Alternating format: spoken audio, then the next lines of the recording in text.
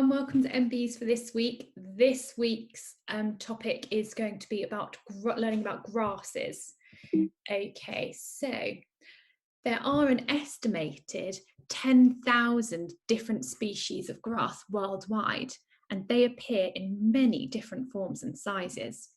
So the obvious one is the grass that we see outside on our lawns, as well as the grasses that grow in the meadows, through to corn, wheat, barley and oats, so things that we can harvest for our food, which is very useful.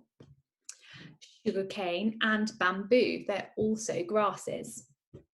So grasses belong to the plant kingdom. We have studied different kingdoms within our MBEs while we're looking at nature study, and we've done a lot on fungi and some on plants, and so grasses are included in the plant kingdom along with our flowers and our trees and our mosses and our ferns. So grasses are strong and hardy, and they're found on every continent. So you've been studying a lot of continents at the moment with Mrs. Drake. So grasses are found in every continent: North America, South America, Africa, Europe, Asia, Australasia, as well as the frozen poles. Okay, so they range from the frozen poles to the scorching equator. You will find grass living everywhere. All grasses are flowering plants, but they have no petals, so you won't see any flowers even though they are a flowering plant. They still produce lots of pollen, and this is spread by the grasses blowing in the wind. So grass is pollinated by the wind, but although grasses produce lots and lots of pollen, which is why we get things like hay fever, they don't produce nectar. So bees can't use the pollen on grasses to make honey or anything like that. The fruit of the grass plant is called a caryopsis, but we know it as the grain, so things that we harvest and eat like wheat, barley and corn. This week's activity is to create a fairy garden, and if you don't want to do a fairy garden, you can make your own fantasy garden. So your fairy garden can be made into maybe a dinosaur garden perhaps, or a Lego world garden or something like that. So see what themes that you can come up with for your garden. You can do whatever you'd like to. So how do we make our fairy garden? Well, we need to choose an area of grass in our garden that our mummies and daddies will allow us to take on as part of our project. So they don't mind us putting things in there, and they won't mind the grass growing in that area. Your garden can be as small as a dinner plate, or it can be as big as a hula hoop size, and it will be what you need to look after this area. So make sure it's in a nice sunny place that you can access easily, and you can care and tend to this area. The next thing you need to do once you've found your area is protect it and make a border around your area using maybe logs or stones or sticks and pebbles, and put it all around your garden area to protect it, and also to show people that this is your space, and that, you know, so that the lawnmower doesn't go over it and you can keep it nice and safe. The grass should start off very, very short in your area of the garden. So if it isn't, get some scissors and give your little area a nice trim, nice little snip, snip, snip, see if you can cut it as short as possible.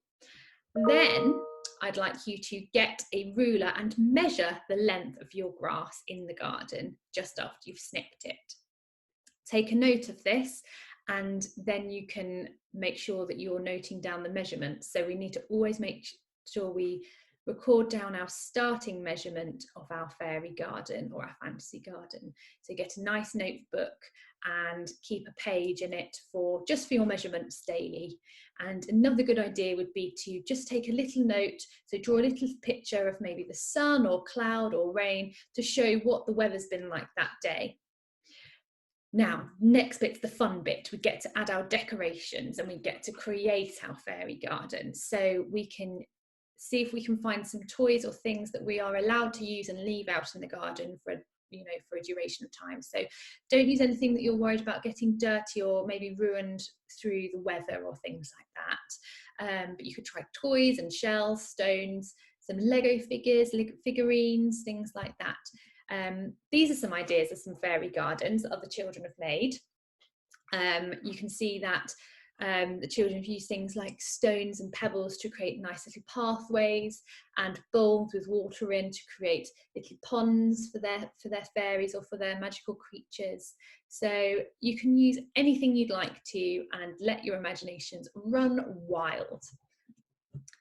The next thing we need to do once we've made our lovely gardens is to look after it. So the things that we need to make sure we do to keep the grass growing and healthy is to water it gently and then wait for our grass to grow. So try not to step on it or trample on it, or let anyone else do that. And so we need to protect and care for the garden. And then we need to make sure we're checking on our garden daily, measuring it and taking a note of the measurements. So we're noting down the length, because we're going to be monitoring how the grass grows. The longer the grass, the more magical the garden. So make sure that you're looking after your grass and you're trying to help it grow as much as possible. You can do this project for the week or 2 or even longer. It all depends on what you want to do.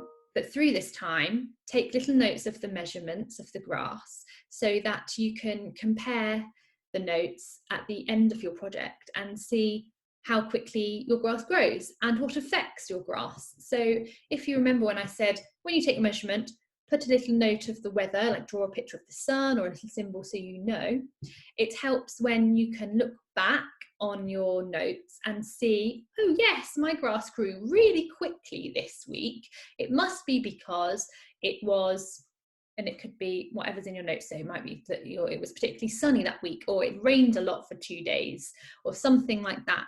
So you get to know what factors, what things affect the growth of your garden. So remember to take lots of pictures of your garden. It'd be really fantastic to see those pictures so I can talk to you about them and you can talk to me about them and explain your garden and the different ideas you've got for it. So take pictures, share them to our channel and have lots and lots of fun. And I look forward to seeing everything you've done and your wonderful creation soon. Bye.